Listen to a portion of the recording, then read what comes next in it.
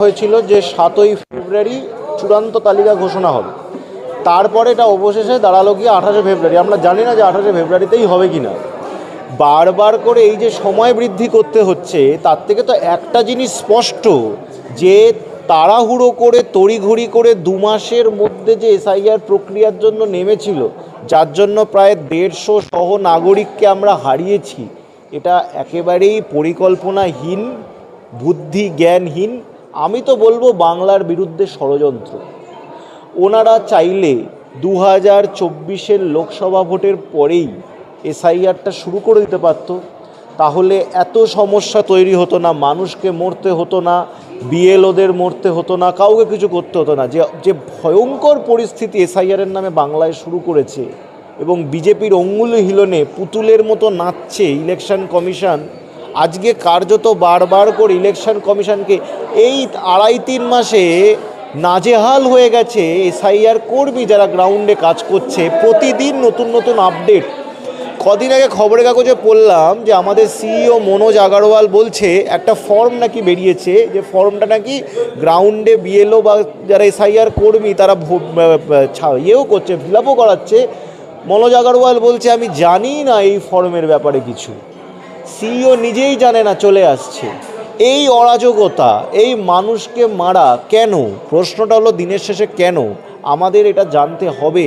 দিনের শেষে কটা রোহিঙ্গা, কটা বাংলাদেশি অনুপ্রবেশকারীকে এনারা ধরেছেন, মানুষকে আপনারা খুন করেছেন, 150-র ওপর মানুষ হত্যা করেছেন আপনারা। এর অধিকারকে দিয়েছে আপনাদের, এই ক্ষতিপূরণকে দিবে।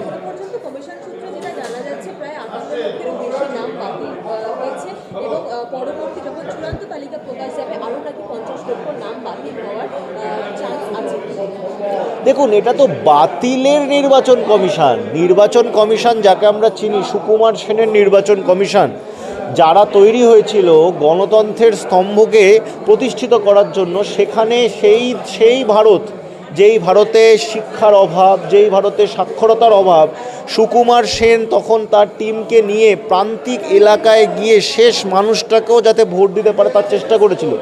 এখন নির্বাচন কমিশন তো বাতিল, তারা চেষ্টা করছে যত বেশি বাতিল যায়, একটু এদিক থেকে ওদিক হলো নাম বাতিল। আজকে তো সুপ্রিম কোর্টে থাপ্পড় খাচ্ছে নির্বাচন কমিশন, আমরা সবাই দেখেছি যেখানে জাজেরা সুপ্রিম কোর্টে নির্বাচন কমিশনকে যখন চেপে ধরছে যে আপনারা এখানে এসে উদাহরণ দিচ্ছেন যে একজনের 200টা বাচ্চা, কিন্তু আপনারা নোটিশ পাঠাচ্ছেন একজনের 4টে বাচ্চা, একজনের 3 জন সন্তান, তাকেও আপনারা নোটিশ দিচ্ছেন। সামান্য নামের রদবদলের জন্য আপনারা নোটিশ দিচ্ছেন। প্রসূতি মহিলাকে আপনারা ঘন্টার পর ঘন্টা লাইনে দাঁড় করে রেখে দিচ্ছেন। অসুস্থ রুগী হাসপাতাল থেকে স্ট্রেচারে করে আসছে, 91 বছরের বৃদ্ধকে আপনারা লাইনে দাঁড় করাচ্ছেন। সুভাষচন্দ্র বসুর পরিবার, আপনারা ভাবতে পারছেন?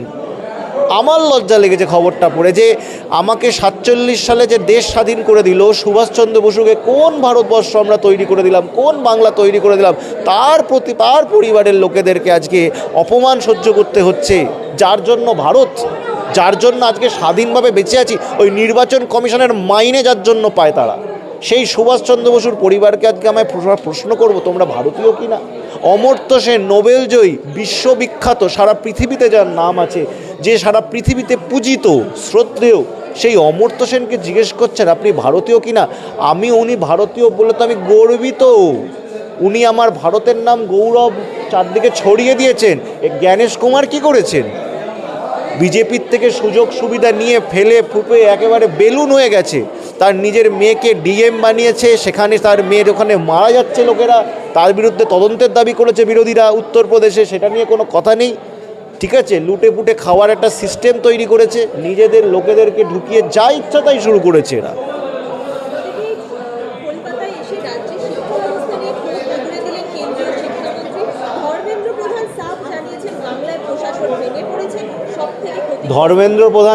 ধর্মেন্দ্র প্রধান আগে উত্তর দিক, বিগত এই কয়েক বছরে 1 লক্ষের ওপরে স্কুল ভারতবর্ষে বন্ধ কেন হয়ে গেছে, এই খবরটা সবার জানা উচিত।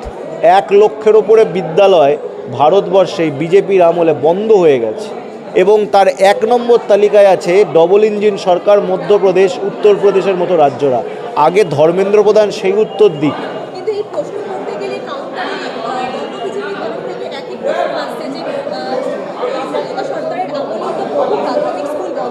সেটা বন্ধ হয়েছে কোন কারণে বন্ধ হয়েছে সেটা দেখুন। নিয়ম করেছে সরকার, নিয়ম করেছে যে ন্যূনতম এতগুলো ছাত্রছাত্রী যদি স্কুলে না থাকে তাহলে সেই স্কুল চালানো যাবে না।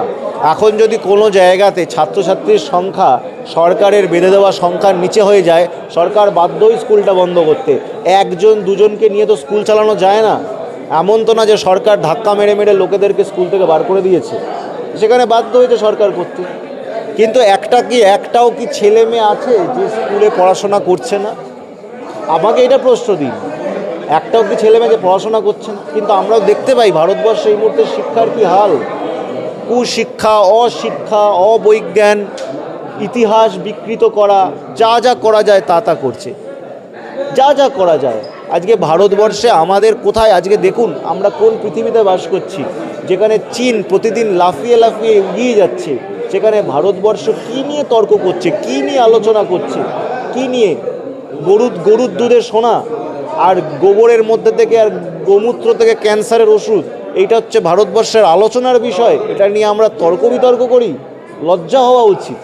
যে পৃথিবীতে আজকে আমরা বাস করছি, এই পৃথিবীতে আগামী দিনে যুব সমাজের ভবিষ্যৎ কী?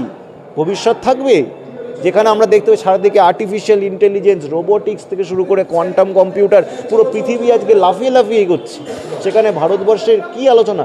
যুব সমাজকে অন্ধকারে ঠেলে দিচ্ছে এরা। আগামী দিনে আমাদের কেউ কাজ পাবে না, খেতে পাবে না।